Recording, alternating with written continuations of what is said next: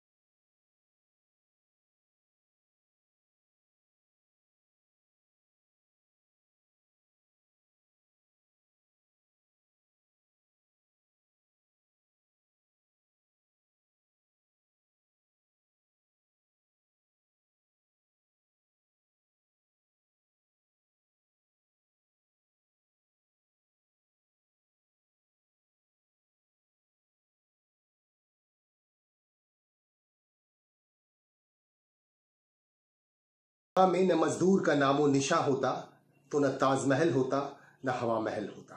जी हाँ, मजदूर देश की तरक्की के लिए एक जरूरी अंग है। अगर मजदूर आपके देश में न रहें तो आपके देश की तरक्की कभी नहीं हो सकती।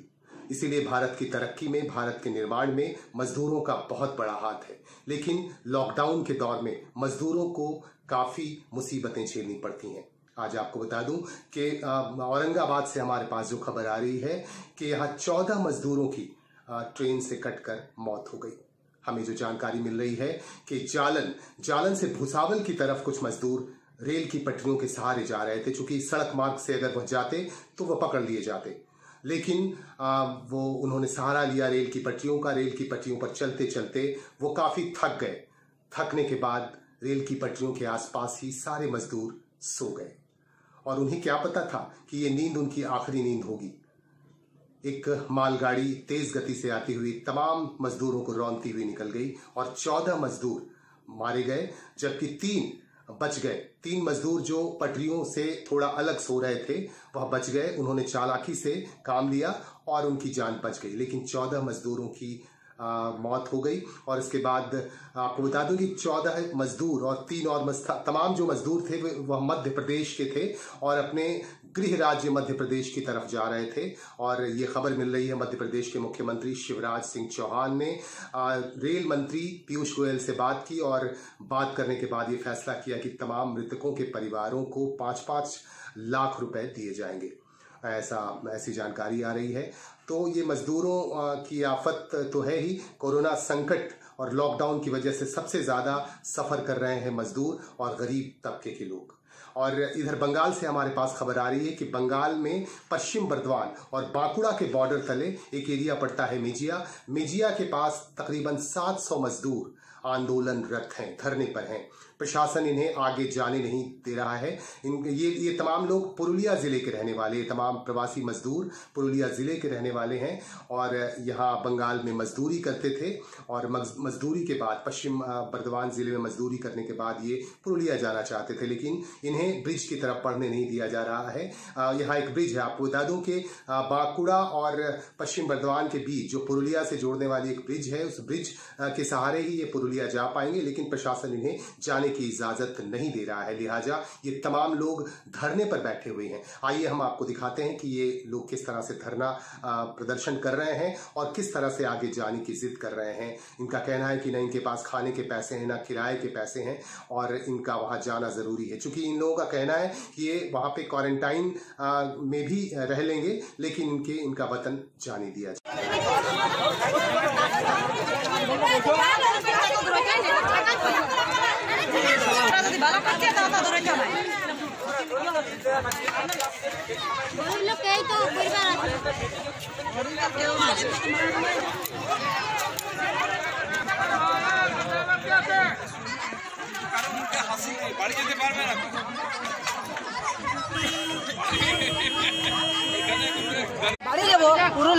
पुरुलिया कहाँ से आया है?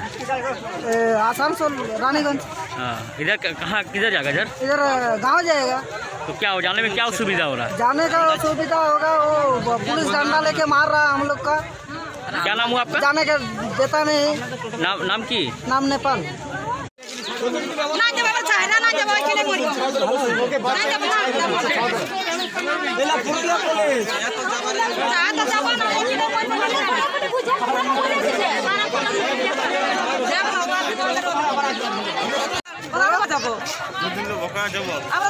রাতে 10টা আমরা বেরিয়েছি, এখানে আছি। আমাদের তো কোনো মাথা ঘামা নেই। এদিকে যখন আসছি তখন এদিকে পুলিশ তাড়াতে, ওদিকে আসছি তখন ওদিকে পুলিশ তাড়াতে। আমাদের এখানে কোথায় যাবে? এখানে যাবো, বাড়ি যাবো আমাদের পুরুলিয়া।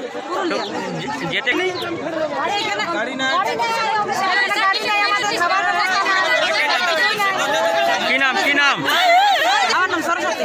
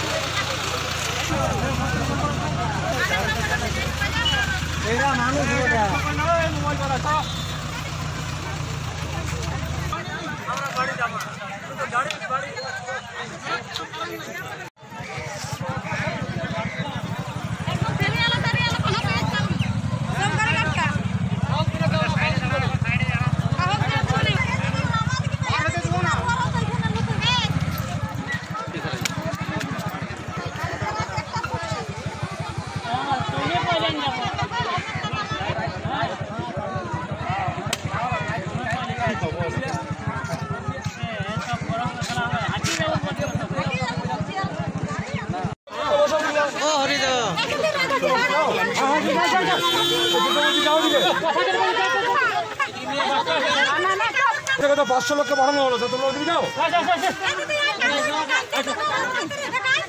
ওদেরকে বলা হচ্ছে ওদিকে দাঁড়াও, যেটা বলছি ওদিকে যাও। ওই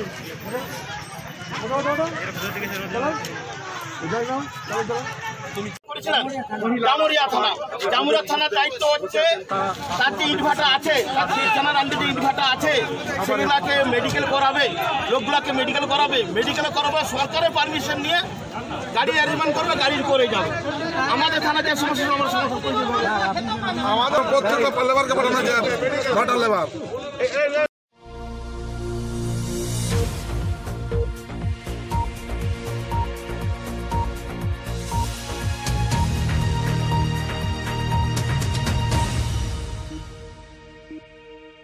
मार्च से जो घटना हमारे सामने आई है, बहुत ही दुखद घटना है। 14 मजदूरों की मौत हो गई रेल से कटकर और इनके परिवार वालों को मध्य प्रदेश सरकार की तरफ से 5-5 लाख रुपए दिए जाएंगे। इसके बाद मजदूरों की और कहानियां हमारे पास हैं, लेकिन आपको बता दूं कि क्या 17 मई के बाद भी लॉकडाउन बढ़ेगा? ये लोगों के सामने एक सस्पेंस वाली स्थिति बनी हुई है। आपको बता दूं कि सरकार के 3 संस्थानों ने सरकार को ये कहा है कि लॉकडाउन अगर नहीं बढ़ाया जाता है तो कोरोना वायरस का संक्रमण और बढ़ेगा। एम्स के डायरेक्टर रणदीप गुलेरिया ने यहाँ तक कि ट्वीट करके उन्होंने कहा है और मीडिया के सामने भी उन्होंने कहा है कि अगर लॉकडाउन नहीं बढ़ा तो स्थिति काफ़ी भयावह हो सकती है। जून और जुलाई में पीक पर पहुंच सकता है कोरोना वायरस। और ICMR ने भी सरकार को यह सजेशन दिया है कि लॉकडाउन आगे बढ़ाया जाए। अगर लॉकडाउन आगे नहीं बढ़ाया जाता है तो कोरोना वायरस से मरने वालों की तादाद काफ़ी बढ़ जाएगी। स्वास्थ्य मंत्रालय का भी यही सुझाव है। अब देखना यह है कि केंद्र सरकार किस तरह के कदम उठाती है, ये देखने वाली बात होगी। और अगली खबर हमारे पास और श्रमिक से जुड़ी हुई आ रही है। कुछ और श्रमिक, तकरीबन सैकड़ों की तादाद में श्रमिक बंगाल और झारखंड की सीमा पर डटे हुए हैं और यहाँ पर वह जिद कर रहे हैं अपने घर जाने की, झारखंड की तरफ जाने की। आपको बता दूं कि ये तमाम मजदूर पश्चिम बंगाल के एक कारखाने में काम करते थे, लेकिन कारखाने का काम बंद हो गया और बंद हो जाने की वजह से ये लोग बेरोजगार हो गए। उनके पास न पैसा है न इनके पास अनाज, लिहाजा ये लोग पैदल ही कोलकाता के शोभा बाजार से चले आए आसनसोल और आसनसोल से अब झारखंड की तरफ जाने की जिद कर रहे हैं। लेकिन प्रशासन और पुलिस के लोगों ने इन्हें बॉर्डर पर ही रोक दिया है। ये लोग ये भी कह रहे हैं कि अगर इन्हें जाने दिया जाए इनके घर तो ये लोग 14 दिनों के क्वारंटाइन पर भी रह लेंगे, ऐसा कहना है मजदूरों का। अब देखना यह है कि प्रशासन और सरकार मजदूरों की इस गुजारिश को किस रूप में लेती है और सरकार किस तरह का फैसला लेती है। बहरहाल ये तमाम मजदूर बंगाल और झारखंड यानी डीबूडी चेक पोस्ट के आसपास हैं, यहाँ पर डटे हुए हैं और आगे जाने की जिद कर रहे हैं।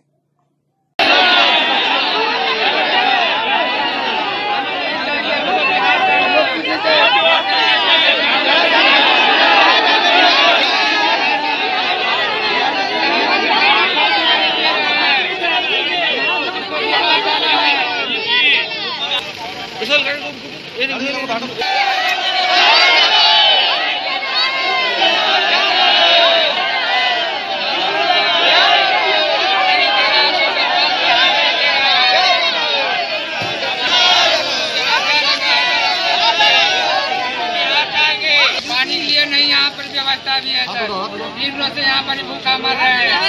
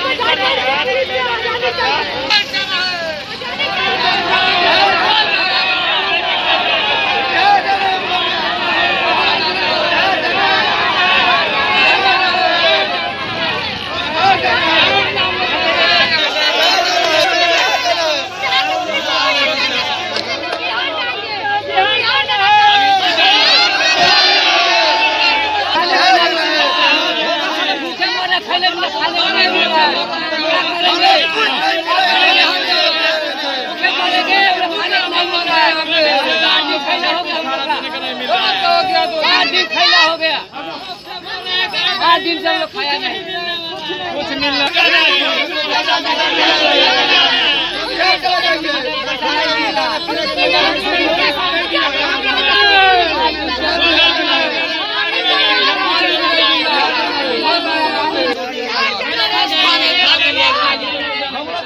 आज हम लोग को छोड़ दीजिए।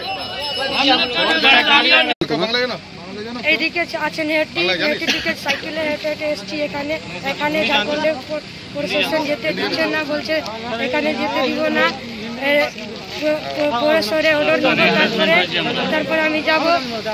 2 দিন থেকে ভুকা আছি, কোটে এক দানা নেই, খাওয়া দাওয়া দিচ্ছে না। আমি বললাম খাওয়া দেওয়া দাও না, আমি বাড়ি চলে যাব। এখানে প্রশাসনটা আমাকে ব্লক নিয়ে গেলে 14 দিনের এই 14 দিন ওইখানে রাখবে, খাওয়া দাওয়া দিবে। বিহারে প্রশাসনটা বলছে চেক আপ হবে, তারপরে আমরা বাড়ি যাব। এখানে হচ্ছে কি ঝামেলা হয়ে গেছে, আমরা যেতে পারছি না। কতদিন ধরে আটকে আছো? 2 দিন হয়ে গেল, 2 দিন থেকে এখানে আসছি। কলকাতায় কি করতে? হ্যাঁ, কলকাতায় কি করতে? কলকাতায় কাজ করছি। যাবে কোথায় এখন? এখন যাবো আমি দক্ষিণ সরাই, जिला समस्तीपुर, दक्षिण सराय যাব। কি নাম আপনার? हरिओम राय।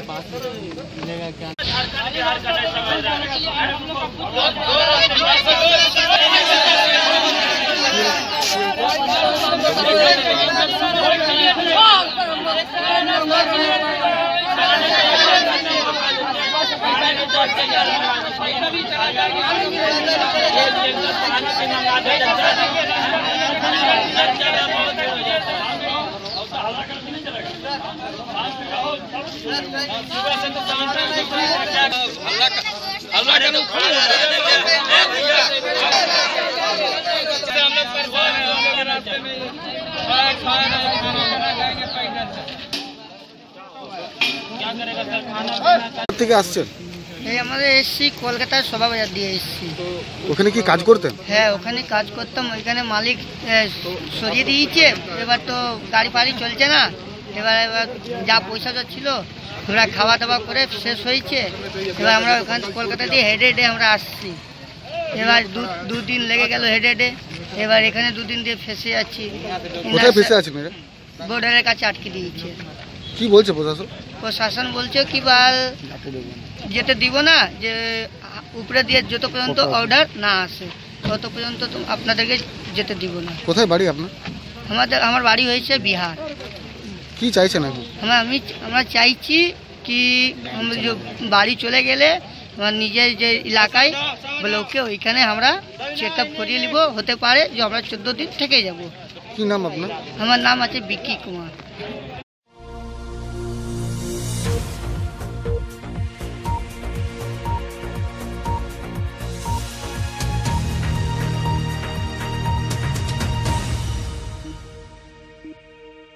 कोरोना के इस महामारी और लॉकडाउन के बीच कुछ राज्यों ने शराब की बिक्री शुरू कर दी और इसके बाद जो आलम था हमने खास बात इंडिया में आपको दिखाया था।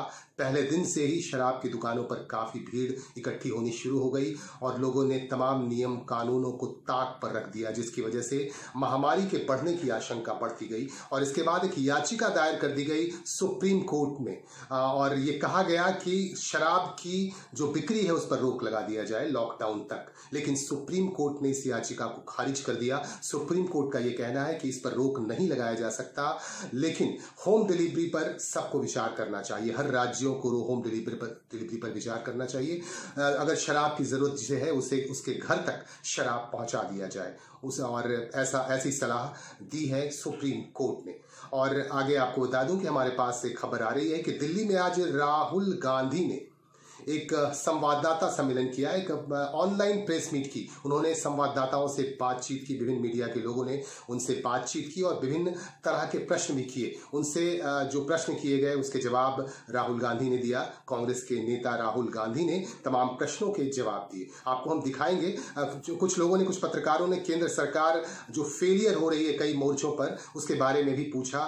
दिल्ली में ये कहा गया कि दिल्ली में बहुत सारी लाशें जो है कोरोना से जिनकी मौत हुई है उनको उन लाशों को, उन डेथ को क्लेम करने वाला तक कोई नहीं है, जिसकी वजह से काफी मुश्किलें पेश आ रही हैं। ऐसे भी सवाल किए गए जिसका जवाब कांग्रेस नेता राहुल गांधी ने दिया। आइए देखते हैं। I thought I would have a conversation with you, a press conference with you. In the Congress party, we have been having an internal discussion about some of our suggestions to the government. And I thought in this press conference, I would lay out some of the ideas that are being discussed internally in the Congress party. And it is in the spirit of attempting to help the government and to provide some sort of input from our side. You know that we've been now 45 days in lockdown, and we are beginning to run into a little bit of a problem. There is a very strong feeling that we need to immediately, without any delay, get this package to our small and medium businesses, get money into the hands of the poorest Indians, have a strategy for our migrants, and start preparing properly for the opening of this lockdown. So that is what I wanted to discuss with you. Feel free to ask me whatever questions you like. Sir बहुत सारे प्रश्न साथियों के आए हैं. मैं एक एक करके उन दोस्तों को बोलूंगा कि वो अपने प्रश्न पूछें. पीटीआई न्यूज एजेंसी से संजीव चोपड़ा जी, कृपया अपना प्रश्न पूछिए. Thank you, Randeep ji. Morning, Rahul ji. I hope you're doing good. Well, I'm doing okay. I wouldn't say I'm doing good, but I'm doing okay. Good.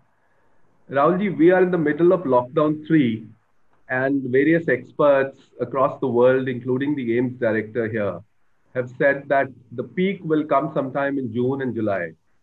And, since the lockdown is ending on May 17 and with new infections rising, what do you think should be the government's decision on May 17 and what should guide it? And since you said the Congress has also made some suggestions in this regard, and some states which are Congress ruled have said that they will not open their borders till the time the situation improves. So what is your view on that? The central thing the government needs to do is it needs to now give a little bit of transparency on its actions.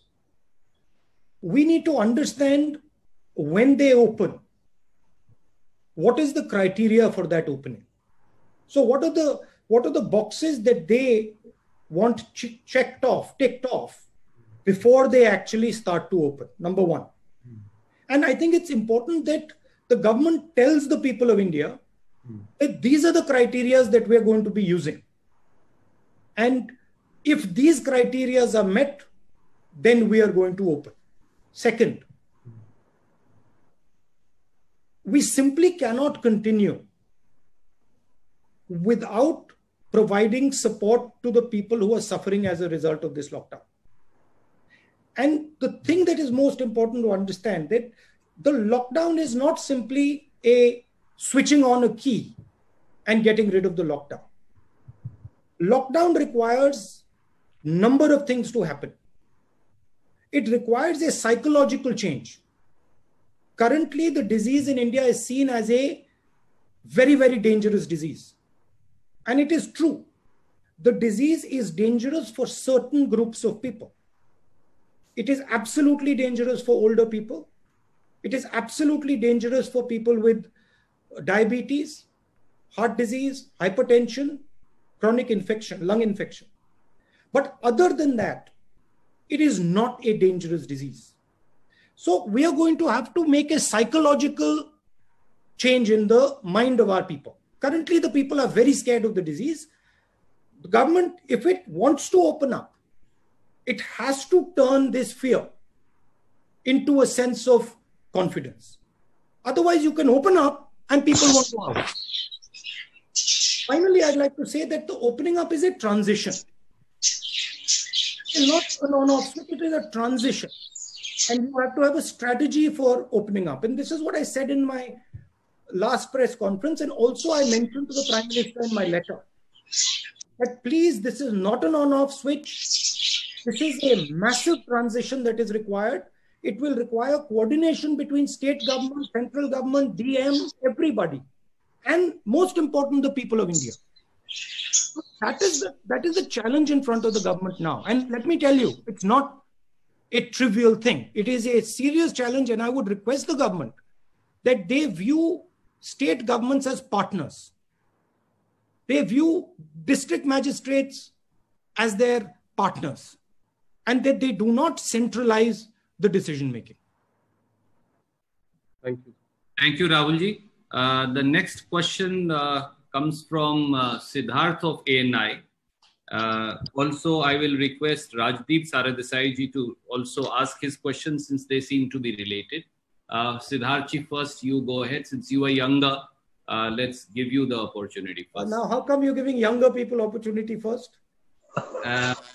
Normally we have seniors who we give. No. So that's what Rajdeep ji. It's okay, sir. It's okay. Senior, he's older. It's the age of the young. नमस्कार sir. नमस्कार. Sir आपसे यही पूछना चाह रहा था, आपने पहले भी बात कही कि लॉकडाउन एक पॉज बटन है और 45 दिन हो गए, लोग सड़कों पर आ रहे हैं, साल की महिला को कंधे पर लेकर निकल पड़ता है, ट्रेन से कट गए लोग, जो है जो मालगाड़ी से ट्रेन रेलवे ट्रैक पर लोग चल रहे हैं, साइकिल पर लोग निकल रहे हैं. क्या आपको लगता है कि इस लॉकडाउन की स्ट्रैटेजी जो थी या लॉकडाउन का पर्पस था वो डिफीट हो रहा है और लोग विश्वास खो बैठे हैं सरकार में? क्या यही वजह है कि लोग सड़कों पर निकल रहे हैं?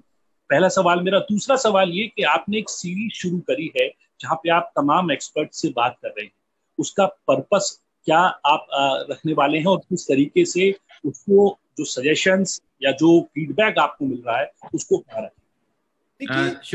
Sir, can I also ask Rajdeep ji, because they are related questions, sir? Why don't you give Rajdeep like his own space? Let me answer that. Rajdeep can have his own. Sure.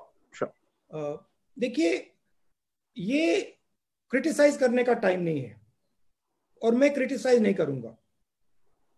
जो जिस situation में हम अब हैं उस situation से हमें आगे बढ़ना है और निकलना है एक प्रकार से. लॉकडाउन हुआ नहीं हुआ वो सब ठीक है, उसकी जगह है, वो हो गया है, वो पास्ट में है, मगर अब खोलने की स्ट्रेटेजी की जरूरत है. दो तीन इस पे मैं आपको न्यूआंस बता देता हूं. आप किसी भी बिजनेस वाले से पूछें तो वो आपको बताएंगे कि जो हमारी सप्लाई चेन है वो red, yellow and green, red orange and green system के बीच में से निकलती है. तो रेड ऑरेंज एंड ग्रीन का जो हेल्थ केयर वाला सिस्टम है और इकोनॉमिक जो सप्लाई चेन है उसमें क्लैश है. तो उनका कहना है कि ये दोनों चीजों को रिजॉल्व करने की जरूरत है. हमने पहले भी कहा कि पैसे की जरूरत आज है, माइग्रेंट्स को पैसा आज देना है, सपोर्ट आज देना है, गरीब लोगों को आज पैसा देना है, और जो स्मॉल एंड मीडियम इंडस्ट्रीज हैं उनको आज मदद करनी है, कल नहीं, परसों नहीं, आज. क्योंकि अगर हमने आज नहीं मदद की तो जो जॉब लॉसेस हो रही हैं वो सुनामी बन जाएंगी. तो उसको हमें उनको कॉन्फिडेंस देना है, उनको प्रोटेक्ट करना है. तो पहले सवाल का जवाब यह है कि एक स्ट्रेटेजी निकालनी है, तरीका निकालना है, रास्ता निकालना है, और उसमें कांग्रेस पार्टी मदद करने के लिए तैयार है. क्योंकि हमारे भी स्टेट्स हैं, हमारे पास भी काफी लोग हैं जो इन चीजों को समझते हैं, इकोनॉमिक्स को समझते हैं, और स्पिरिट यही है प्रेस कॉन्फ्रेंस का. आपका दूसरा सवाल, ये जो मेरे कॉन्वर्सेशंस हैं, देखिए नॉर्मली मैं काफी लोगों से बातचीत करता हूं नॉर्मल कोर्स में, और उनमें से काफी लोगों के जो कॉन्वर्सेशंस होते हैं काफी इंटरेस्टिंग होते हैं. तो मैंने सोचा कि एक झलक मैं उन कॉन्वर्सेशंस को हिंदुस्तान की जनता को, लोगों को, बाकी लोगों को भी दिखा दूं. वही बेसिक आइडिया था कि जो एक्सपर्ट से बातचीत हो रही है, जो मुझे सीखने को मिल रहा है, समझने को मिल रहा है, मैं थोड़ा सा वो दूसरे लोगों को भी दिखा दूं. बाकी उसके पीछे कोई स्ट्रेटेजी नहीं है. Thank you, sir. May I ask Rajdeep ji to come in since you had a related question? Mr. Gandhi, first of all, we all appreciate you doing these conversations because they help in building an engagement with the press community. So thank you very much and stay well. My question is linked to what happened this morning in Aurangabad. Early this morning, as you know, 15 workers were crushed to death in a train incident. This is, part of an ongoing tragedy, unfolding tragedy of migrant labor, Mr. Gandhi. In Karnataka, yesterday, the government did a U-turn. First said no trains will be allowed, eventually allowed trains even as the workers were walking. Even as we speak, several workers are still walking hundreds of kilometers home. Do you think the time has come for a national migrant labor policy And does that involve cash transfers that you are talking about right away, or something more long term? Because the Odisha High Court today, for example, has said they will not allow migrant workers to come into Odisha unless they are shown to be COVID negative. Do you believe this has to go beyond COVID? And in the immediate, would you want trains across the country as the first step, and then a national long-term migrant labor policy? And what would that involve, Mr. Gandhi? Look, there are pushes and pulls with regards to the migrant labor. First broad thing that we are saying is take the idea of Nyay and start putting money directly into 50% of India's poor households. Just without thinking of it, just start doing that. It's not going to cost so much. 65,000 crores is what it's going to cost. And it will completely transform the way people are thinking about this current situation, their current situation. Because we have to understand, if you are on daily wages, you do not have choices. You simply do not have a choice. So we have to give them a choice. That's point number one. Point number two is the transfer of migrants. I am not an expert on this. So I'm not going to sit and opine what I think about trains. But what I do think is that a conversation between states has to happen.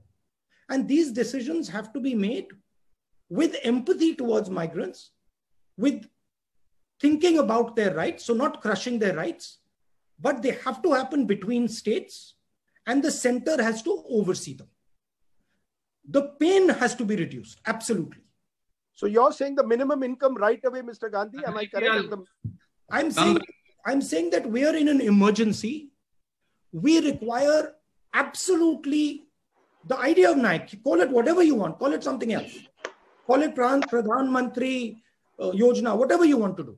But the idea of injecting immediately 7,500 rupees directly into 50% of Indian households is critical, and it's not such a big price.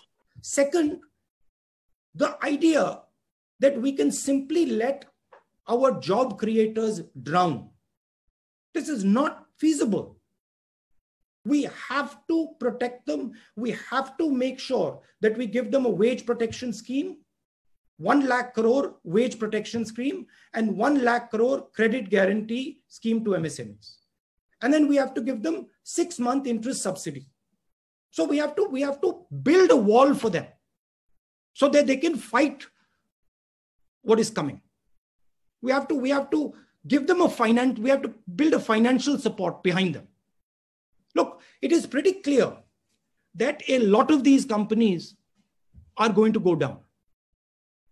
If we do not do anything, massive number of them are going to go down.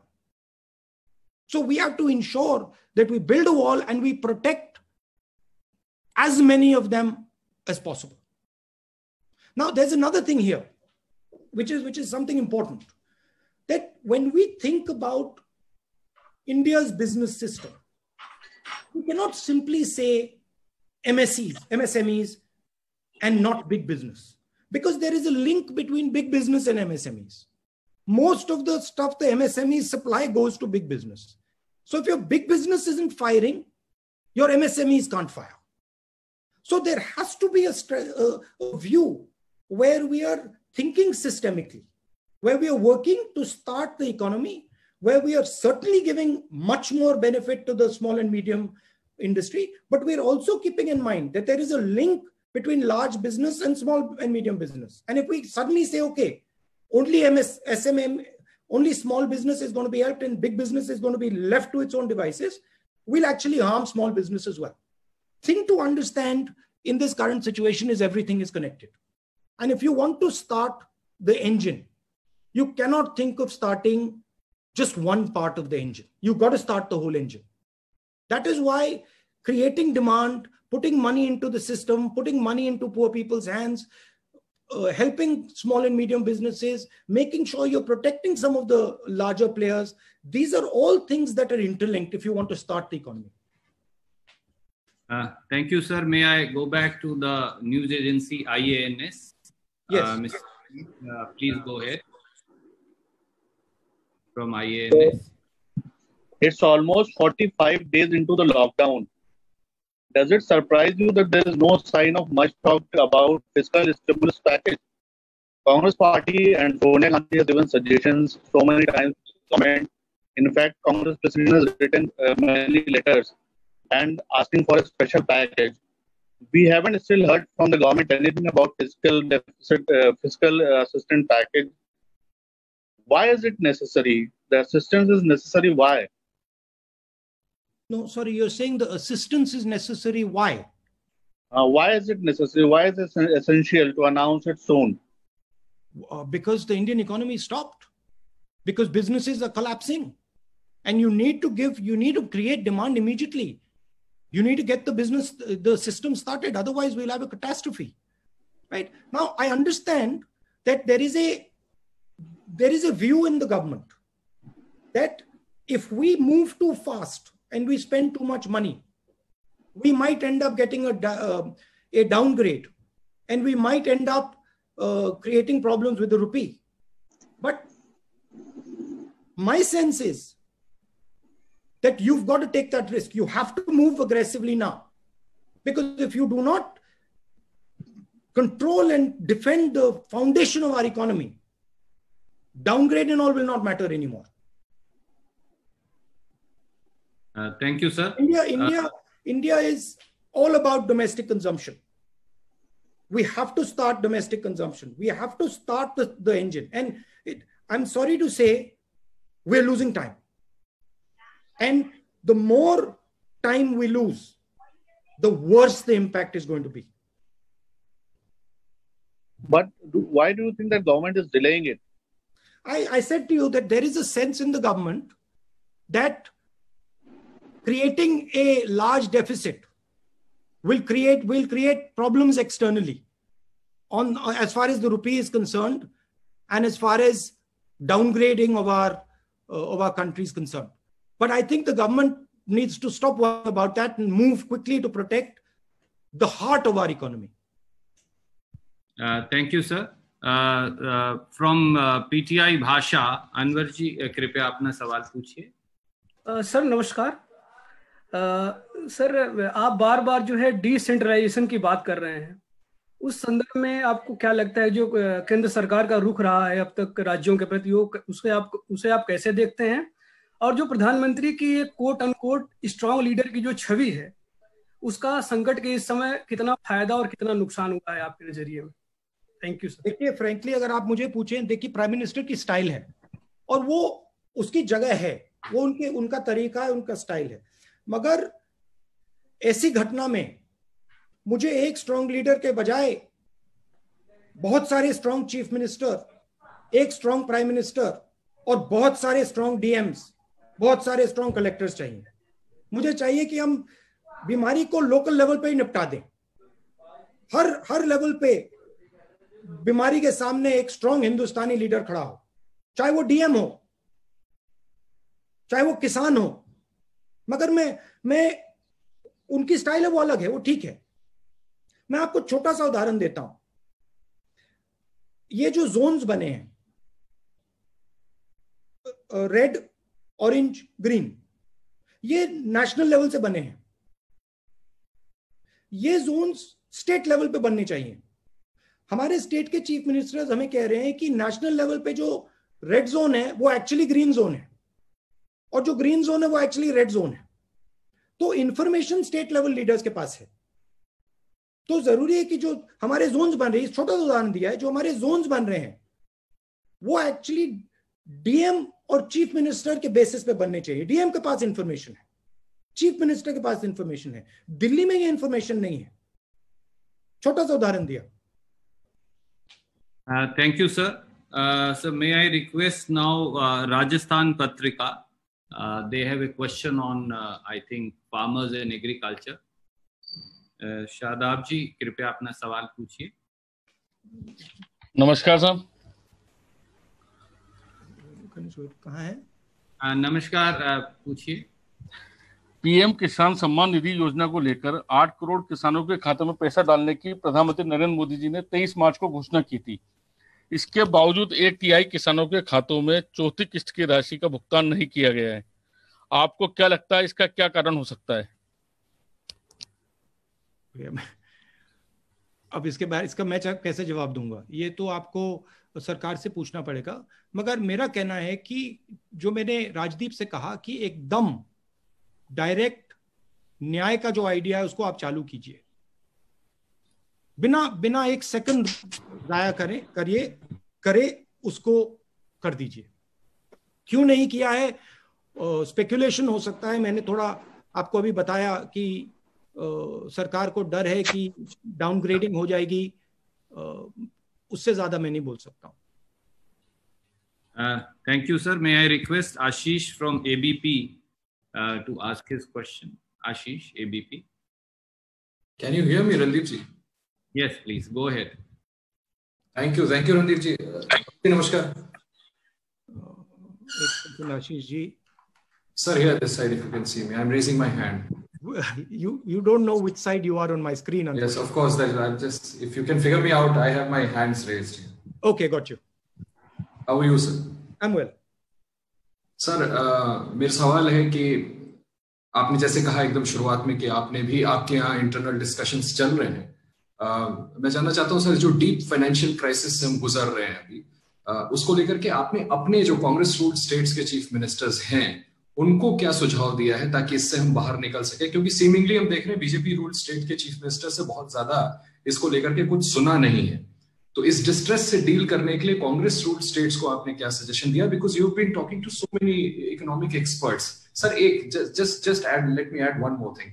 आपने अभी कुछ दिनों पहले एक issue और raise किया था आरोग्य सेतु को लेकर के। एक रैंडम ट्विटर यूजर ने इस पे कुछ सवाल उठाए थे जिसपे आरोग्य सेतु की तरफ से रिस्पॉन्स भी दिया गया था। उन्होंने उन ऑब्जेक्शंस को कहा कि ये चीजें वैलिड नहीं है। आपको क्या लगता है सर इसके बाद कि क्या do you still stand by your stand on Aarogya Setu कि वो पूरी तरह से फुल प्रूफ नहीं है? अगर इन दोनों सवाल का आप प्लीज काइंडली जवाब दें। तो जो आरोग्य सेतु का वो ऐप है उसको हैकर्स ने तो उसको क्रैक भी कर दिया है, वो तो पब्लिक नॉलेज है।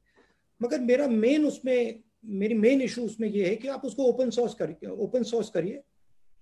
उसका जो इंटरनल प्रोग्राम है, उसका जो स्ट्रक्चर है वो पूरा सबको खोल के दिखा दीजिए। सिंगापुर का जो ऐप है वो ओपन सोर्स है, उसको कोई भी खोल के देख सकता है।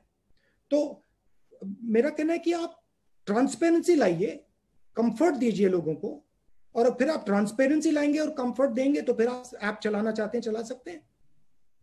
जो स्टेट चीफ मिनिस्टर्स को आपने स्टेट चीफ मिनिस्टर, देखिए मेरा रोल उनको एडवाइस करने का नहीं है। मेरा रोल,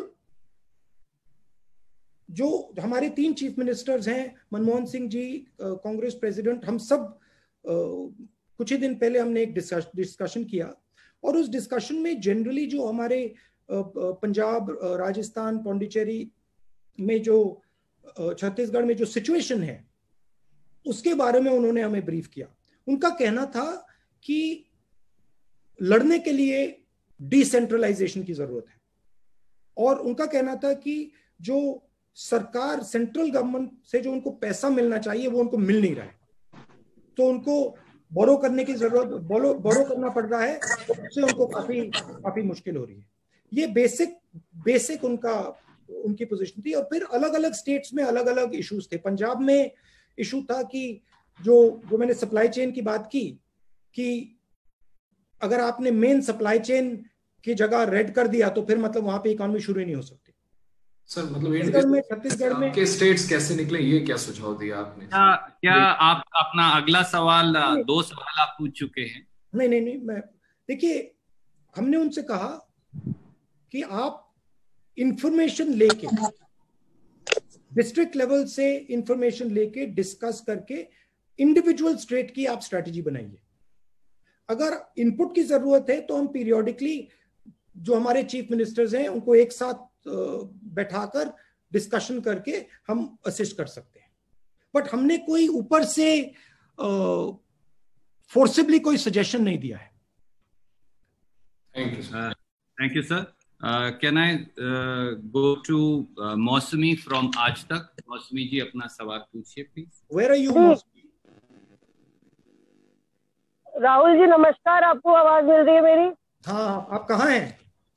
जी मैं सीपी में बैठी हूँ, कैनॉट प्लेस में हम लोग का एक दफ्तर बना है आज तक का, तो वहाँ पे बाहर पेड़ के नीचे बैठ के आपसे सवाल कर रहे हैं। अच्छा बताइए। राहुल, आज तक आपसे ये सवाल करना चाहता है, एक तरफ लॉकडाउन 3 में कुछ रिलैक्सेशन हुए हैं, इकोनॉमी को खोलने की बात की गई है और कई रियायतें सरकार ने बरती हैं। दूसरी तरफ ये तस्वीरें भी सामने आ रही हैं कि अस्पतालों में डेड बॉडी क्लेम करने के लिए लोग नहीं आ रहे हैं, घरों में मौत हो जा रही है क्वारंटीन में और कोई लेने के लिए नहीं आ रहा है। स्वास्थ्य को लेकर एक बहुत बड़ी त्रासदी जो है वो अनफोल्ड कर रही है। तो मैं पूछना चाह रही थी आपसे कि क्या केंद्र सरकार ट्रायल और एरर मेथड पे चल रही है, उसको नहीं मालूम है कि वो क्या कर रही है, और क्या ये हजारों लाखों लोगों की जान की और स्वास्थ्य की कीमत पर आई कांट हियर, थोड़ा लास्ट बिट फिर से रिपीट कीजिए मौसमी। जी मैं ये बोल रही थी राहुल कि क्या आपको लगता है कि सरकार ट्रायल और एरर मेथड पे चल रही है? जो रिलैक्सेशन किया गया इसको सोच समझ के करना चाहिए था। तमाम डॉक्टर अब जो है ड्यूटी पे नहीं आना चाहते हैं, दिल्ली के आधे डॉक्टर हरियाणा में फंसे हैं, तो एक स्वास्थ्य को लेकर बड़ी त्रासदी अनफोल्ड कर रही है। डेड बॉडीज क्लेम नहीं हो रही है, लोग डरे हुए हैं। तो जो मानसिक रूप से आप कह रहे थे सेंसिटाइज करने की जरूरत है जनता को, क्या आपको लगता है कि सरकार ट्रायल और एरर पर चल रही है और हजारों लाखों लोगों का स्वास्थ्य और जान जो है वो दांव पर है? देखिए, अगर फेयरली बात बोली जाए तो जिस सिचुएशन में आज हिंदुस्तान है नॉर्मल सिचुएशन नहीं है। अब जो नहीं कहा गई, हाँ ये नॉर्मल सिचुएशन नहीं है जी, तो कोई इसमें नॉर्मल सोल्यूशन नहीं निकलने वाला है। मेरा कहना है कि सोल्यूशन है। अगर हम डिसेंट्रलाइज करें और इस लड़ाई को डिस्ट्रिक्ट लेवल तक ले जाएं तो हिंदुस्तान सोल्यूशन निकाल सकता है। अगर इस लड़ाई को हम पीएमओ में रखेंगे तो लड़ाई हारी जाएगी। तो प्राइम मिनिस्टर को पावर डिवॉल्व करना पड़ेगा। प्राइम मिनिस्टर को चीफ मिनिस्टर्स पर भरोसा करना पड़ेगा और चीफ मिनिस्टर्स को डीएम्स पर भरोसा करना ही पड़ेगा। और अगर हमने सेंट्रलाइज किया तो फिर कैलामिटी होने वाली है। मगर मैं आपको एक और बात बताना चाहता हूं जो मैंने पहले बोली। देखिए, लॉकडाउन ने सिर्फ हिंदुस्तान की नहीं पूरी दुनिया की साइकोलॉजी बदल दी है जी। लॉकडाउन से पहले कोविड डेडली डिजीज नहीं थी। लॉकडाउन के बाद लोगों के दिमाग में कोविड डेडली डिजीज हो गई है। ये एक्चुअली गलत फहमी है। कोविड डेडली डिजीज है मगर 1% लोगों के लिए, और हमारा फर्ज बनता है कि हम उस 1% को पूरा प्रोटेक्शन दें और उनमें से एक व्यक्ति को बीमार ना होने दें। मगर हमारा यह भी फर्ज बनता है कि देश की जनता को बताना और समझाना कि 99% लोगों के लिए यह फेटल बीमारी नहीं है। यह प्रधानमंत्री को बहुत अग्रेसिवली करना चाहिए, हम सबको बहुत अग्रेसिवली करना चाहिए, क्योंकि आज हिंदुस्तान में, बाकी दुनिया में डर का माहौल है। और अगर हम लॉकडाउन को हटाना चाहते हैं, डर के माहौल को मिटाना ही पड़ेगा। नहीं तो आप सब कुछ खोल दो, कोई बाहर नहीं आने वाला है। तो मैं आपको भी, प्रेस वालों को भी ये मैसेज देना चाहता हूं कि आपको भी ये रियलिटी बतानी चाहिए कि 99% हिंदुस्तानियों के लिए ये डेंजरस डिजीज नहीं है। 1% 2% के लिए जरूर डेंजरस है। राहुल, रियलिटी सरकार से भी आनी चाहिए। हकीकत ये भी है कि स्वास्थ्य मंत्रालय की प्रेस वार्ताएं लगातार अब पोस्टपोन और कैंसिल हो रही है। लगातार डबलिंग जो है वो उसका पीरियड कम होता जा रहा है और प्रेस वार्ता कम होती जा रही है सरकार की तरफ से। तो ऊपर से इंफॉर्मेशन नहीं आ रही है, ऐसे में मीडिया आगे क्या जानकारी दे, इससे और केओस और पैनिक फैलता है। तो लगातार प्रधानमंत्री भी कर रहे हैं।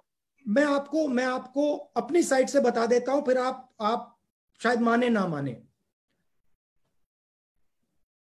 जितना आप इसको कम सेंसेशनलाइज करेंगे, जितना आप इसकी रियलिटी बताएंगे, उतना हिंदुस्तान को फायदा होगा। रियलिटी बड़ी क्लियर है, 1 to 2% के लिए डेंजरस डिजीज है, 95% लोगों के लिए, 99% लोगों के लिए ये डेंजरस डिजीज नहीं है। और ये जो माहौल, डर का माहौल है, इससे हमें निकलना ही पड़ेगा। और जितना जल्दी हम निकलेंगे उतना जल्दी हम नॉर्मेलिटी में जा सकते हैं। तो मेरी भी जिम्मेदारी बनती है, आपकी भी जिम्मेदारी बनती है, प्रधानमंत्री की भी बनती है। आज हमें ये सब भूल जाना है कि मैं जर्नलिस्ट हूं, मैं कांग्रेस पार्टी का हूं, मैं आरएसएस का हूं, मैं बीजेपी का हूं। नंबर 1 मैं हिंदुस्तानी हूं। हिंदुस्तान में डर मिटाना है और हिंदुस्तान की जो इकोनॉमिक सिस्टम है वापस उसको पटरी पे लाना है। Thank you, sir. May I go to Anand Patel from India Today? Anand ji. Hello, Rahulji. Can you see yes, me? I can, Anand. Yeah. So, no, this pandemic crisis, everybody believes that this is also an opportunity for India to invite investment. And the recent suspicion among the businesses operating out of China have offered a great opportunity for us to open our doors for long-term investment. But do you think our government is doing enough? Do you have any suggestions to offer? Frankly, now is not the time to think about what we will do 5 years from today. Now is the time to think about what we are going to do now, this minute, immediately. So if we do not act now, if we do not protect our small and medium businesses now, if we do not protect our migrants now, if we do not do income support now, we will not have an economy. To be very blunt with you, there will be no competition. Right. I will discuss with you after the COVID crisis what I think we can do about competition with China. Also, I don't think you should underestimate Chinese business strength.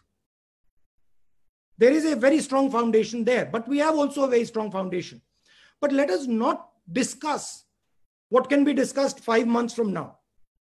Let us discuss what has to be discussed now. I won't be able to discuss with you 5 months from now what can be done now. That opportunity will go. Thank you. Vijay Lakshmi from India TV.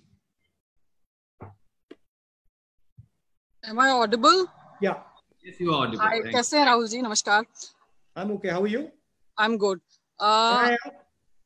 मैं इधर हूँ, आपको दिख रही होंगी. I'm raising my hand. I know, but you're outside. You're not in an office. I am also. I'm at Vijay Chowk at this moment, so we are not in office. Most of the time we are on field only. Rahul ji, मैं आपसे पूछना चाहती थी job creation पर, क्योंकि बहुत सारे लोग बेरोजगार हुए हैं इस पूरे कोविड-19 की प्रक्रिया के दौरान. इनफैक्ट विदेशों से भी काफी सारे भारतीय हैं, 2 लाख के करीब भारतीय जो खाड़ी देशों से वापस आएंगे. तो आपको लगता है कि ऐसे लोगों के लिए भी एक रिहैबिलिटेशन पॉलिसी होनी चाहिए जो अपनी जॉब लूज करेंगे? माइग्रेंट वर्कर्स को हम देख ही रहे हैं. तो ये rehabilitation plan in terms of their job opportunity post कोविड-19 आपको लगता है एक बड़ा चैलेंज है? और जहां तक बात की जाए कांग्रेस शासित राज्यों की, तो क्या आपके जो कांग्रेस रूल स्टेट्स हैं, क्या वो कोई स्ट्रेटेजी पर रिहैबिलिटेशन पोस्ट कोविड इसको लेकर के काम कर रहे हैं अभी? मेन बात जो डिमांड है उसको क्रिएट करने की है. डिमांड आप क्रिएट करेंगे, सप्लाई क्रिएट होगा. अभी डिमांड बंद है, सप्लाई बंद है. डिमांड क्रिएट करने के लिए आपको पैसा डालना पड़ेगा एकदम. एक तरफ आपको जो मैंने न्याय की बात बोली, एकदम वो करना पड़ेगा. किसानों की मदद, किसानों के हाथ में पैसा डालना पड़ेगा. जो गरीब लोग हैं उनके हाथ में पैसा डालना पड़ेगा. और जो हमारा सबसे बड़ा जॉब क्रिएटर है, स्मॉल मीडियम इंडस्ट्री, उसको फाइनेंशियली प्रोटेक्ट करना पड़ेगा. और जो मैंने पहले पॉइंट बनाया कि आप स्मॉल एंड मीडियम को लार्ज इंडस्ट्री से हटा नहीं सकते, लिंक्ड हैं. तो आपको सिलेक्टिवली जो हमारी लार्ज इंडस्ट्रीज हैं उनको भी प्रोटेक्ट करना पड़ेगा. जॉब क्रिएशन जब होगा जब स्मॉल एंड मीडियम इंडस्ट्रीज में कॉन्फिडेंस आएगी और इंजन स्टार्ट होगा. और आखिरी बात जो मैंने दोहराई, अगर डर का माहौल नहीं हटा तो लॉकडाउन नहीं हटने वाला है. तो एक्टिवली डर के माहौल को चैलेंज करना है. आपको भी करना है, मुझे भी करना है, पीएम को भी करना है, मिलकर करना है. लेकिन राहुल जी आपको लगता नहीं कि डर के माहौल को चैलेंज करने के कुछ रेपरकशन भी हो सकते हैं? लोग शायद बहुत लाइटली लेने लग जाएं चीजों को। नहीं, लाइटली नहीं लेना है, रियलिटी बतानी है। रियलिटी है कि डिजीज 1 to 2% के लिए बहुत डेंजरस है। ये रियलिटी है, सच्चाई है। डायबिटिक्स के लिए, हार्ट पेशेंट्स के लिए, लंग पेशेंट्स के लिए डेंजरस है, रियलिटी है। मगर जो हेल्थी लोग हैं उनके लिए ये डेडली डिजीज नहीं है। जरूर प्रॉब्लम हो सकती है, मगर 90% लोगों को मृत्यु नहीं होने वाली, 90% लोगों की मृत्यु नहीं होने वाली है। ये रियलिटी आपको भी बतानी है, हमें भी बतानी है। Thank you sir. मैं सब साथियों से अनुरोध करूंगा, आप सब 2 सवाल पूछने लगे हैं, ऐसे बाकी साथियों का नंबर नहीं आएगा। उमा शंकर जी एनडीटीवी से, कृपया अपना सवाल पूछिए। जी आपको आवाज आ रही है मेरी? हाँ जी। जी राहुल, आपको याद होगा कि पिछली बार जो आपने पिछले महीने प्रेस कॉन्फ्रेंस किया था, शायद 16 अप्रैल को, तो मैंने ट्रेन का सवाल पूछा था। आपने तब कहा था कि मैं एक्सपर्ट नहीं हूं और एक्सपर्ट की राय जो है वो अलग अलग तरह की है, सरकार को चाहिए कि एक्सपर्ट से वो पूछ के फैसला ले। अब जबकि सरकार ने फैसला ले लिया है, ट्रेन जो है वो कुछ तादाद में चलाई जाने लगी है, अभी भी ये देखने को आ रहा है कि बहुत सारे हजारों की तादाद में या लाखों की तादाद में जो माइग्रेंट लेबरर्स हैं वो सड़क के रास्ते, रेल लाइन के रास्ते जा रहे हैं। कर्नाटक जैसे स्टेट में एक बार ट्रेन रोक दी जाती है, फिर उसके बाद ट्रेन चलाने की बात होती है। तो जो एक समस्या है माइग्रेंट लेबरर्स की, वो लगातार बनी हुई है, बहुत ही कंपेलिंग है।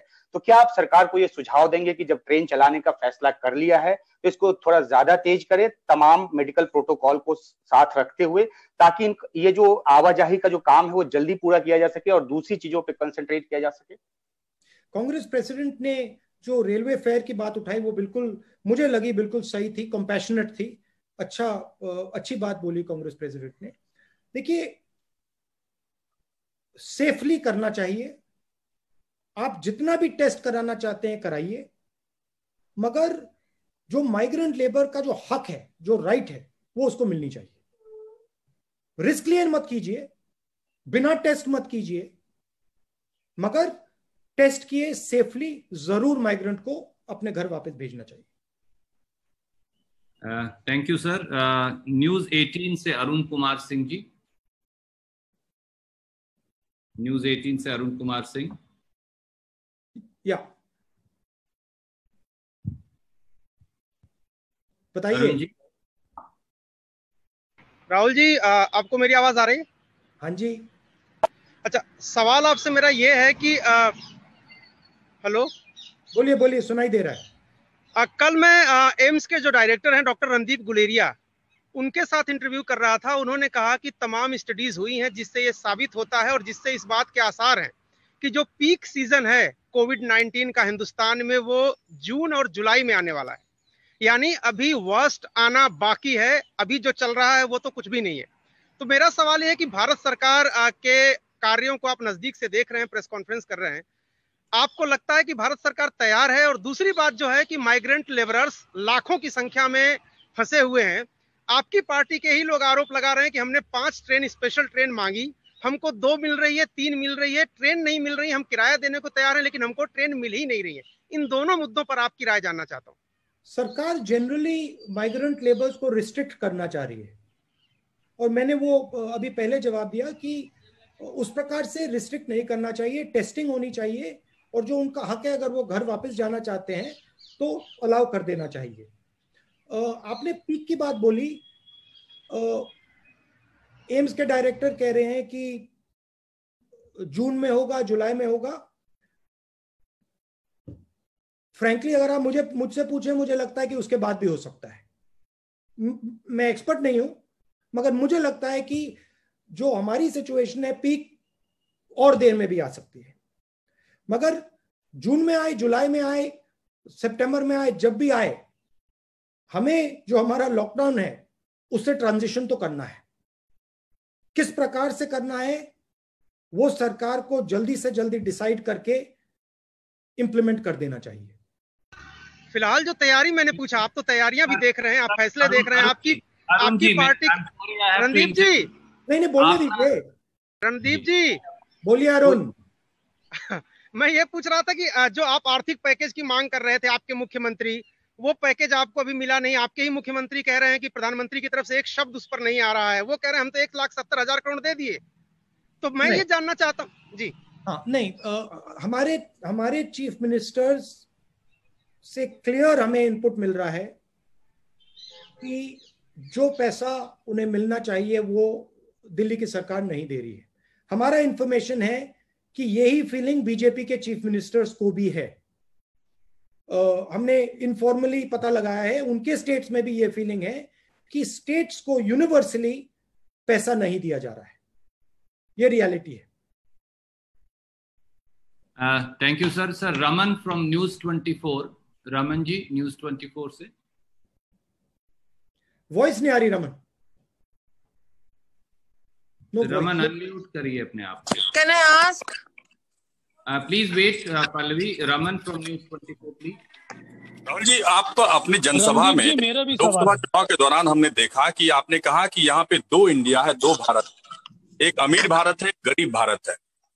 और अभी कल मैंने प्रधानमंत्री का एक पुराना भाषण देखा जिसमें उन्होंने कहा कि जो सामान्य व्यक्ति हवाई चप्पल में दिखता है वो हवाई जहाज में दिखना चाहिए। तो 6 साल के बाद क्या वो दिख रहा है हवाई चप्पल वाला व्यक्ति हवाई जहाज में? और जो किसानों की समस्या है खासतौर पर लॉकडाउन के समय में, क्या आपको लगता है कि किसानों के लिए भी सरकार को कोई आर्थिक पैकेज अनाउंस करना चाहिए, घोषणा करनी चाहिए? एक छोटा सा सवाल आपकी पार्टी से जुड़ा हुआ है कि आपकी पार्टी में अर्थशास्त्र या अर्थव्यवस्था के कई जानकार हैं, चाहे मनमोहन सिंह जी की बात करें, पी चिदम्बरम जी की बात करें, और आपने शुरू भी किया है, रघुराम राजन हो या अभिषेक बनर्जी हो। क्या कांग्रेस पार्टी अर्थव्यवस्था को लेकर सरकार से सीधे संवाद की पहल करेगी? नहीं, देखिए हम सजेशंस दे रहे हैं। जो भी हमें लगता है जिससे फायदा होगा वो इनपुट हम सरकार को दे रहे हैं। सरकार की जनरल स्टाइल ऑपोजिशन से बात करने की नहीं है, उसको हमने एक्सेप्ट कर लिया है। बट हम जो हमारा काम है वो कर रहे हैं। हमें लगता है कि 4-5 चीजें इमीडिएटली करनी चाहिए। मैंने पिछले प्रेस कॉन्फ्रेंस में भी बोला, इस वाले में भी बोल रहा हूं कि पैकेज की जरूरत है, एकदम कीजिए। हमने एमएसएमईज के बारे में क्लियर फ्रेमवर्क बनाया है, इनकम सपोर्ट का क्लियर फ्रेमवर्क बनाया है। एक और सजेशन, मनरेगा को आप 200 दिन का कीजिए, ये भी हमने सजेशन दिया है। तो हम अपना काम करते जा रहे हैं। देखिए 2 हिंदुस्तान हैं और जरूर जो कोविड का असर है जरूर गरीब हिंदुस्तान को ज्यादा लग रहा है, जरूर। और इसीलिए सरकार को जो हमारे गरीब लोग हैं, जो हमारे किसान हैं, जो हमारे मजदूर हैं, उनके खाते में एकदम पैसा डालना चाहिए। Thank you sir. Mohit Dubey from News Nation please. Mohit. Rahul ji नमस्कार।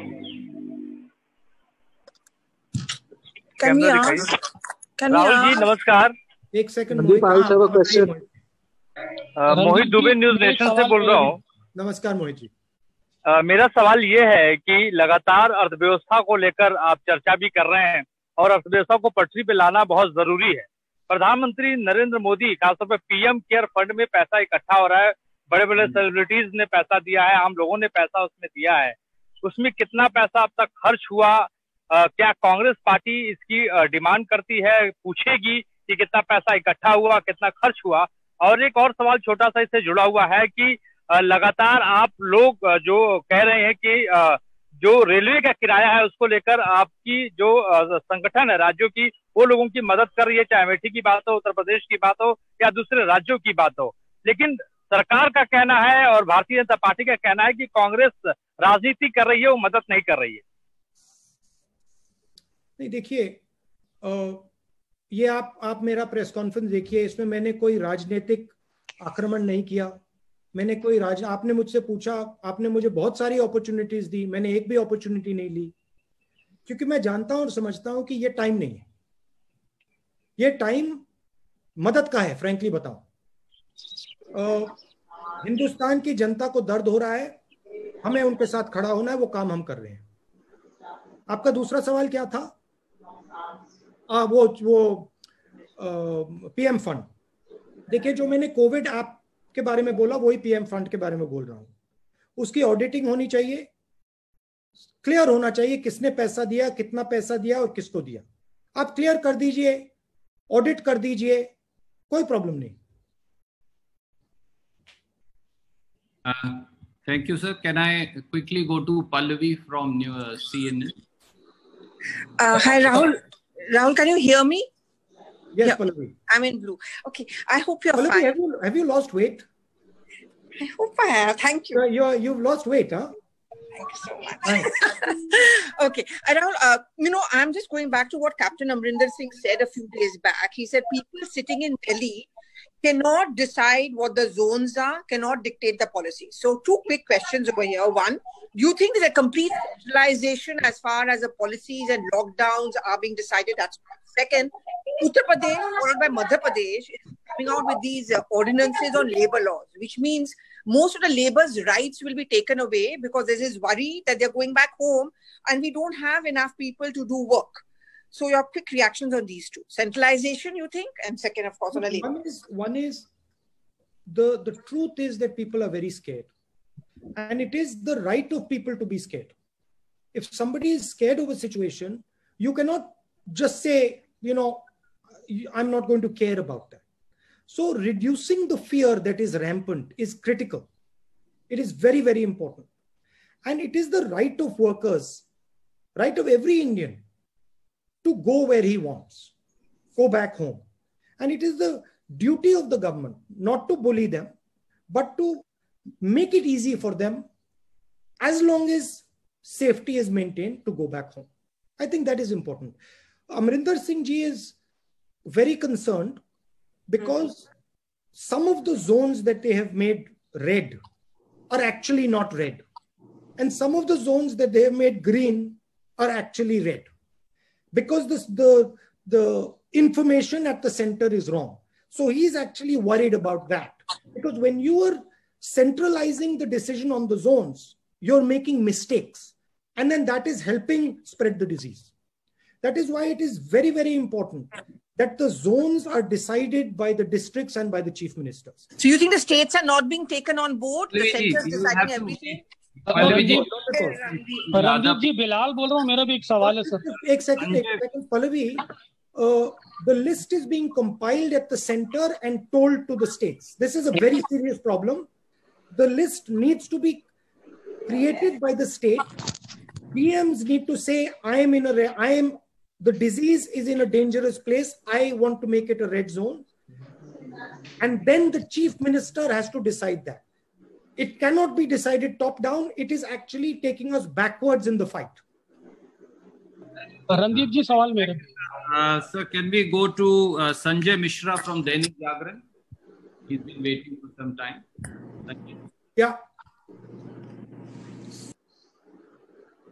बताइए। संजय जी, सवाल पूछिए। सर, उनका जी मेरी आवाज आ रही है? राहुल जी नमस्कार। रणदीप जी, मेरा भी सवाल है। और राहुल जी मेरा सवाल इंटरलिंक्ड है। पहला सवाल यह है कि कृषि क्षेत्र को लेकर के सरकार ने अभी तक कोई स्पेशल पैकेज की घोषणा नहीं किया है। अगर जो कोविड का सिचुएशन है उसमें जो दिखाई दे रहा है वो हमारा कृषि सेक्टर ही शायद देश की इकोनॉमी को बचाएगा। दूसरा इसी से रिलेटेड सवाल है कि जो माइग्रेंट लेबर्स हैं, माइग्रेंट लेबर्स को कई स्टेट जैसे कर्नाटक, गुजरात और कुछ और स्टेट्स ने जबरदस्ती रोकने की कोशिश की है। एक आजाद देश में उत्तर प्रदेश, बिहार और झारखंड के मजदूरों को जानवर की स्थिति में वहां रखने का शेल्टर का इंतजाम है और सरकारें बिल्डर लॉबी या दूसरी लॉबी के दबाव में वहां उनको रोक रही हैं, आने नहीं दे रही हैं। इन दोनों सवालों पे मैं आपसे चाहूंगा कि कांग्रेस पार्टी का नजरिया क्या है। ये जो माइग्रेंट लेबर है, डेली वेज लेबर है, इनको रोकना बिल्कुल गलत है, इनह्यूमन है। मगर जब हम इनको भेजें, सेफली भेजें, टेस्ट करके भेजें और ये गारंटी करें कि वो सेफ है। पहला सवाल क्या था? कृषि के क्षेत्र के लिए कोई पैकेज अभी तक अनाउंस नहीं हुआ है। आपने पिछले प्रेस कॉन्फ्रेंस में कहा था 10,000 रुपए अर्जेंट इनकम सपोर्ट किसानों को, तो और हमने जो न्याय की बात की है उसमें किसान भी इंक्लूडेड होंगे। तो ये हमारा स्ट्रक्चर है, मगर अब डिले नहीं करना चाहिए। मैं प्रधानमंत्री को कहता हूं, डायरेक्टली यहां से कहता हूं कि अब आप प्लीज डिले मत कीजिए, क्योंकि बहुत ज्यादा नुकसान होने वाला है। संदीप जी, बिलाल, मेरा भी सवाल। अमर उजाला से Vinod Agnihotri ji, go ahead please. Vinod Agnihotri ji वरिष्ठ पत्रकार हैं अमर उजाला से। हाँ जी राहुल जी नमस्कार। मेरा सवाल ये है कि कोविड के नाम पर सरकारों को बहुत ज्यादा इमरजेंसी अधिकार मिल गए हैं और लोगों के डेमोक्रेटिक राइट्स और लेबर राइट्स को जो है कंट्रोल किया जा रहा है। अभी उत्तर प्रदेश की सरकार ने और मध्य प्रदेश की सरकार ने लेबर रिफॉर्म्स के नाम पर बहुत सारे लेबर राइट्स जो है वो खत्म कर दिए हैं। इस पर कांग्रेस पार्टी का और आपका क्या स्टैंड है? क्योंकि ह्यूमन राइट्स और डेमोक्रेटिक राइट्स को कर्व करने का एक तरीका कोविड के नाम पर एडमिनिस्ट्रेशन को, अथॉरिटीज को मिल गया है। हमारे लिए कॉन्स्टिट्यूशन सुप्रीम है और कॉन्स्टिट्यूशन में क्लियरली लिखा है कि हिंदुस्तान को किस प्रकार से चलाया जाएगा, क्या रूल्स होंगे, क्या अधिकार दिए जाएंगे लोगों को, और हम उन अधिकारों को डिफेंड करेंगे। जरूर इमरजेंसी सिचुएशन है, कोविड बीमारी और जो लॉकडाउन है इमरजेंसी सिचुएशन है, मगर ये जो एक प्रकार से कानून बनाए जा रहे हैं ये परमानेंट नहीं होने देंगे। मतलब इनको सिर्फ मैं आपको बता देता हूं, देखिए हमारी बात नहीं है जी। अगर कोई सोचता है कि हिंदुस्तान की आवाज को दबाया जा सकता है तो हिंदुस्तान उसको समझा देगा, कोई भी हो। तो हिंदुस्तान की आवाज को नहीं दबाया जा सकता है, उसमें तो मुझे पूरे कॉन्फिडेंस है। Thank you. मैं अब वाइंड अप कर रहा हूं। एक इंडियन एक्सप्रेस से हमारे साथी मनोज सीजी ने, वो लिंक टूट गया है, सवाल नहीं पूछ पाए, पर सवाल मुझे भेजा है। रणदीप जी, मैं भी पूछने का मौका दीजिए। रणदीप जी, मैंने भी आपको सवाल भेजा है, पढ़ो भैया। People get the money advance में, और उन्होंने कहा मैं क्यू में। Nobody can hear, sir. You'll have to repeat. Promise to that. I can't hear you. Sorry, sir. Since everybody was speaking. Abhijit Banerjee, during his conversation with you, said that cash transfer should be made after the lockdown is lifted, so that people get the money when they can go out and buy and not now. He said the government can make a promise to that effect now.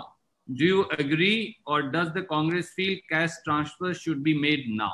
I think we are at a place where we have already started the transition of opening the lockdown.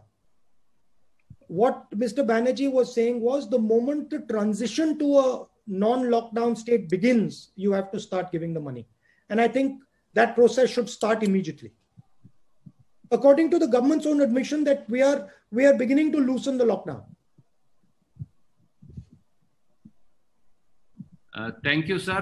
There are multiple questions, sir, and I wish I could take them all. It's been 1 hour and 10 minutes. Look, Randeep ji, what I will do, we will do this again, and I would request you that the people who have not been able to ask a question this time should be given first chance in the next. Thank you so much, Rahul Gandhi, because we are finding, because we always have this problem. We always have this problem, and I'm very happy that Sunil, you don't have this problem. Sir, I have not been allowed in the lockdown period twice. Okay, good. Sunil will ask the first question next time. And Mukesh Kaushik is also not being given chance, sir. Happy line में हूँ, sir. Sunil and Mukesh Many will questions. get the first Bilal Sabzwari Swaraj express से बोल रहा हूँ। आज question ले लीजिए sir, मुझको बहुत एक अर्जेंट सवाल करना है। Can I make? We'll take a question from Mukesh and Sunil both, and then we will wind it Rahul, up. This is Sanjeev Mohan Gupta. Can I ask you? Randeep ji मैं भी हूँ। रणदीप जी मैं भी हूँ। जी मैम, मैंने नोट कर लिया है। जैसा राहुल जी ने कहा है, हम बहुत जल्द बाकी के सवाल भी लेंगे. I was here for the very first time. This is Mayank, so I believe that next time my question will be taken. We will also do that. So if Sunil, you are here, go ahead and ask, please. Rahulji, thank you so much, because I think the 2 points which have not been really raised correctly is, one is about which the Chief Justice said that the executive, the legislature and the judiciary must work together during an emergency. The legislature, there have been requests from standing committees, in particular, to have an oversight over what the Home Ministry is doing, because it's become a joke, the kind of compendiums that they have been sending in terms of addendums after issuing guidelines, and, various states and confusing everybody. So, we have seen that across the states. So whether, now their presiding officers under pressure after listening to certain people are saying, okay, let them examine it because in camera, because Prime Minister is holding meetings with chief ministers. There have been various in-camera hearings, but legislative oversight is not permitted. Second, chief ministers across this country have started taxing diesel, petrol, alcohol. Would you suggest this to your Congress chief ministers in particular? And I've seen you a little bit more active during this lockdown. Will this mean that you relook at your issue of, the closed chapter? Is you returning back as a closed chapter, or is it an open chapter now? Now, you please read my letter that I wrote 1 year ago on that issue. I think oversight is very important, and I think committees in Parliament absolutely should be allowed oversight. I think it is critical. In fact, the sooner the better. The petrol and diesel. Look, I leave these decisions. I don't like advising chief ministers to press conferences. I leave these decisions to them. The rule I would say they should follow is be compassionate, understand that India is going through a very difficult time, that there are people who are struggling more than others, and be gentle and compassionate and loving towards everybody. I do think that I was actually surprised at the diesel and petrol hikes at the central level. I didn't expect that, but they have their prerogatives. Thank you, sir. Can I just Randeep जी, आप सवाल की इजाजत है तो कर लूं? एक सवाल पूछ लूं? Can I just end online, Randeep? Ji sir. Rahul ji, एक सवाल. राहुल जी, मैं मुकेश कौशिक हूँ दैनिक भास्कर से. 1 मिनट मुकेश जी, कुछ वो कह रहे हैं. नहीं, let मुकेश speak. मुकेश जी बताइए. हाँ, राहुल जी, मेरा सवाल इंडियंस को जो बाहर हैं, विदेशों में हैं, उनको भारत लाने के बारे में है. लेकिन उससे पहले मैं आपके जो कन्वर्सेशन चल रहे हैं उसके बारे में आपको धन्यवाद देना चाहता हूँ. आपने हम जैसे जर्नलिस्ट को सिखाया है कि किस तरह से अच्छा इंटरव्यू पोलाइटली कंडक्ट करना चाहिए, किस तरह से लोगों से नॉलेज लेनी चाहिए. वो इंटरव्यू नहीं है भैया, बहुत पोलाइटली आप बहुत वो कॉन्वर्सेशन है, एक्सचेंज ऑफ आइडियाज है. लेकिन मैं आपका फैन नहीं है, बट काफी इंटरेस्टिंग बातचीत हो रही है. हाँ, मेरा सवाल ये था कि हम लोगों ने इटली, ईरान, वुहान और जापान से इंडियंस को लाए और फ्री ऑफ कॉस्ट लाए. वो स्टूडेंट्स थे, वो डिस्ट्रेस में थे. लेकिन जब खाड़ी देशों से मजदूरों को लाने की बात हुई, कामगारों को लाने की बात हुई, तो उनसे भारत सरकार चार्ज ले रही है. ये कहाँ तक उचित है? गलत है. सब हिंदुस्तानी एक हैं, सबको एक ही ट्रीटमेंट मिलना चाहिए. और अगर हम लोगों को ट्रांसफर करने की बात करते हैं इस सिचुएशन में, सिर्फ हमें एक चीज चेक करनी है कि वो मेडिकली चेक्ड हैं, हाँ या ना. अगर मेडिकली चेक्ड हैं, सेफ हैं, तो उनको ट्रांसफर करने की कोई प्रॉब्लम नहीं. Thank you. Sir, the last question is from Sandeep Fukan of Hindu. Sandeep, please go ahead and ask your question. Randeep ji, मैं भी हूँ. जी, मुझे मालूम है मैम, और जैसा ज्यादा से ज्यादा हम 50 के करीब सवाल ले चुके हैं और भी लेंगे. Sandeep ji from Hindu, please go ahead and ask. Otherwise, he has sent me the question, and also question identical. And if I may repeat the question of both of them, sir. Yes. Sandeep ji from Hindu and Kaushik Deka from India Today both wanted to know 2 things, sir. One was your opinion on a comprehensive agriculture package. And the second part of the question, sir, was how a top-down strategy is not working, and the strategy really needs to come from the district, state, and then to the center, and not vice versa. Yeah, the bulk of the fight is going to happen at the district and the state level. But that is not to say that there is no role for the center. Center absolutely has a role, but there is a division of labor. Center should not be deciding zones. District magistrates and chief ministers should be deciding zones based on input from the ground, for example. But that is not to say that there is no place for the center. The center absolutely has to think about national strategy, but center must not get into the local fight against the disease. And I think if there is a observation that I can make, the current fight is too centralized. It needs to become more decentralized. Prime Minister has to, in my view, do 2 or 3 things. Number one, reduce the fear of the Indian public. That's job number one. Make India believe that, look, yes, it is a scary disease. Yes, it is scary for a certain amount of people, but it is also not a deadly disease for many people. Number two, start talking with the chief ministers, not talking as the boss, but talking as a colleague, talking as someone who's helping them. Forget about Congress ruled states, BJP ruled states, CPIM, forget about all that. They're all Indian chief ministers. And they should all be working together with the Prime Minister. I would, if I was to advise Prime Minister, even though it's not my place, definitely, once in 2-3 days, a call to every single chief minister.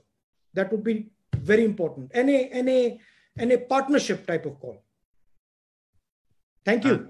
Rahul ji चलते चलते एक सवाल पूछ लूं अगर आपकी इजाजत हो. Finally, other advice which has been the thrust of this press conference. Put money into our people's hands immediately. Don't dilly-dally. Put money immediately into our people's hands. Don't worry about it. Our people are solid people. They will turn this thing around if you give them the opportunity. Thank you very much. Thank you, sir. Namaskar. Thank you, Rahul. Thank you. Stay safe. Thank you, sir. Thank you.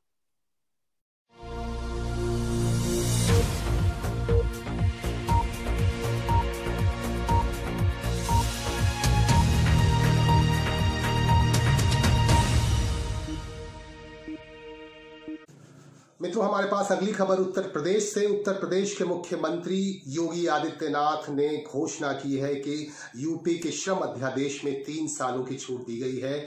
श्रम कानूनों को 3 साल के लिए छूट दी गई है. यहाँ जो भी उद्योग हैं, इन उद्योगों पर 3 साल तक के लिए कोई भी श्रम कानून लागू नहीं किया जाएगा. और आपको बता दूं कि इससे पहले यहाँ पे तकरीबन 35 से भी ज्यादा कानून यहाँ पे लागू हैं यूपी के उद्योगों पर, लेकिन फिलहाल उन्हें छूट दी गई है उद्योगों को. और ये कहा गया है चूंकि कोरोना महामारी के दौरान और लॉकडाउन की वजह से उद्योगों की हालत बहुत खराब है, और इस वजह से उनको पटरी पे लाने के लिए, उद्योग धंधों को पटरी पर लाने के लिए योगी आदित्यनाथ ने इस तरह का फैसला लिया है. और ये कहा है कि पिछले आने वाले 3 सालों तक कोई भी श्रम कानून लागू नहीं किया जाएगा और भी बहुत तरह की फैसिलिटीज दी जाएगी उत्तर प्रदेश सरकार की तरफ से. और इसके बाद हम आपको लिए चलेंगे हिमाचल प्रदेश के हमीरपुर के सांसद और केंद्र में मंत्री,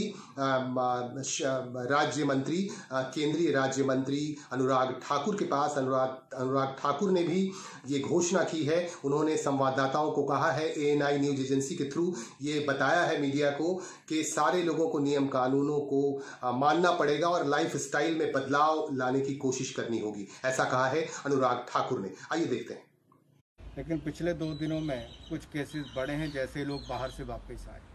तो मेरा एक निवेदन बाकी लोगों से ये भी रहेगा कि जब लोग बाकी राज्यों से बाहर आते हैं तो उनका प्रॉपर चेकिंग भी हो, उनको क्वारंटाइन में भी रहें, और जब वो क्वारंटाइन में रहेंगे तो उसका लाभ ये मिलेगा कि आम जनता से वो संपर्क में नहीं आएंगे और संक्रमित होने से हज़ारों लोगों को बचा सकेंगे. ये सबके लिए प्राथमिकता रहनी चाहिए। अब ये नई जीवन शैली होनी चाहिए, ये जीवन जीने का नया ढंग होना चाहिए कि अपना मुंह ढक कर रखना है, अपने हाथों को साफ करते रहना है, दूरी बनाकर रखनी एक से दूसरे व्यक्ति तक 2 गज की, ऐसा हमारा प्रयास लगातार रहना चाहिए।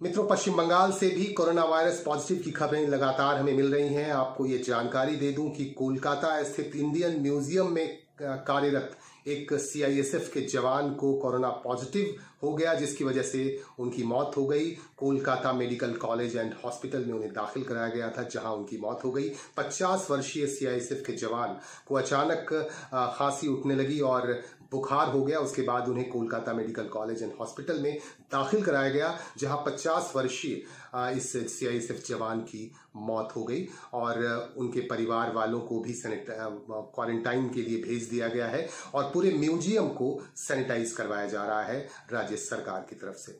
और इसके बाद हम आपको बता दें कि और भी कई जगहों से ये खबर आ रही है कि सैनिटाइजेशन का काम काफी युद्ध स्तर पर चल रहा है। और अब हम आपको ईस्टर्न कोलफील्ड लिमिटेड के पांडवेश्वर कोलियरी से जोड़ेंगे। पांडवेश्वर एरिया के एक खुट्टाडी कोलियरी से हम आपको एक खबर दे रहे हैं। यहाँ खुट्टाडी ओसीपी के एसएस साइडिंग को सैनिटाइज किया गया आज पूरी तरह से। और यहाँ आने वाले जो कर्मचारी और जो ट्रांसपोर्ट को लेकर के जो ट्रांसपोर्टिंग का काम देखते हैं, वो कर्मचारी और ड्राइवर्स को भी काफी स्कैनिंग किया गया और यहाँ स्कैनिंग करके ये पता किया गया कि कहीं इनमें वायरस तो नहीं है, ऐसा पता लगाया गया और पूरे क्षेत्र को, पूरे कार्यालय को सैनिटाइज किया गया। ये देखते हैं।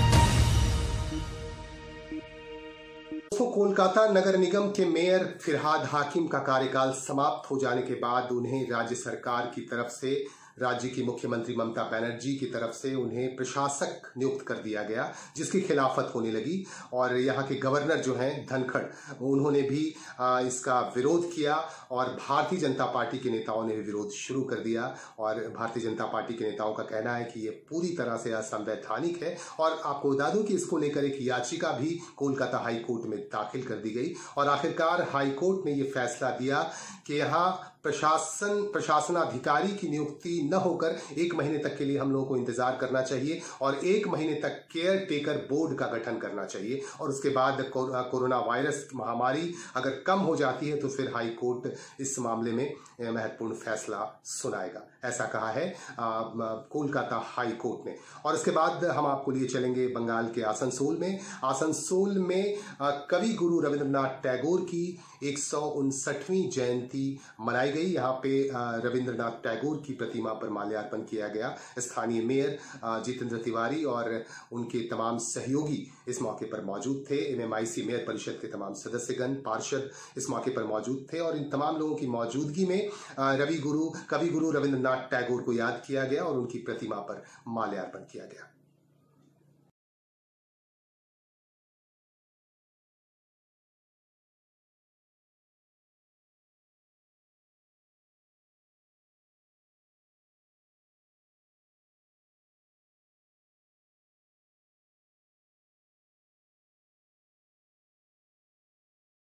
আজ 25শে বৈশাখ আমাদের কবিগুরুর জন্মদিন উপলক্ষে আমাদের যে পৌর নিগমের তরফ থেকে যে ছোট্ট একটা অনুষ্ঠান করা হয়েছে, বিভিন্ন সামাজিক যে নিয়ম, মেডিকেল ফ্র্যাটার্নিটি যারা আছেন তারা যে নির্দেশাবলী দিয়েছেন সেটা মেনে আমরা এই অনুষ্ঠান করছি। একদিকে যখন কবিগুরুকে আমরা স্মরণ করছি এবং এই কবিগুরুই বিশ্বের দরবারে বাংলাকে যে পরিচয় দিয়েছিল সেটার ভেবে আবার আমরা উৎসাহিত হচ্ছি, উজ্জীবিত হচ্ছি।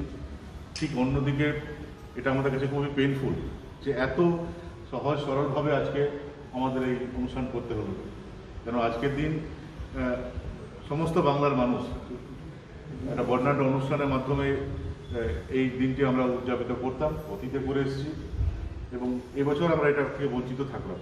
কিন্তু আমার দৃঢ় বিশ্বাস যে বাহ্যিক বর্ণাঢ্যতা না থাকলেও বাঙালির এমন ক্ষমতা আছে যে সে অন্তর দিয়ে রবীন্দ্রসঙ্গীত, রবীন্দ্র সাহিত্য নিয়ে চর্চা চালিয়ে যাবে এবং আজ সারাদিন ধরে আমাদের সারাদিনে যে 24 ঘন্টা আছে তার মধ্যে সবাই যারা প্রকৃত অর্থে বাংলাকে ভালোবাসে, বাঙালির মাটিকে ভালোবাসে, বাঙালির মাটির গন্ধ যাদেরকে টানে, তারা প্রকৃত অর্থে যারা বাঙালি, যারা বাংলাকে নিয়ে গর্ব করে, তারা অবশ্যই আজ সারাদিনে বিভিন্ন সময় যখনই তারা সময় পাবে রবীন্দ্র চর্চার মাধ্যমেই তাদের সময়টা কাটবে এই আশা রাখছি।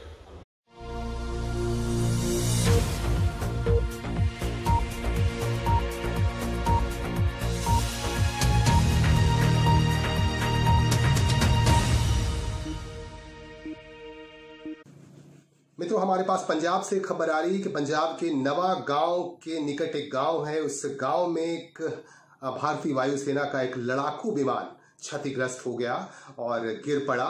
और आपको ये भी खबर दे दूं कि इस विमान को चला रहे चालक को बचा लिया गया है। उन्हें हल्की फुल्की चोटें आई हैं और वह सुरक्षित हैं चालक। और फिलहाल वायुसेना के लोग यहाँ पहुंच गए हैं और राहत कार्य के लिए, और उनकी तरफ से ये खबर दी गई है कि कोई खास नुकसान नहीं हुआ, लेकिन विमान क्षतिग्रस्त हो गया पूरी तरह से और चालक को बचा लिया गया है। और इन्हीं खबरों के साथ हम लेंगे आपसे विदा।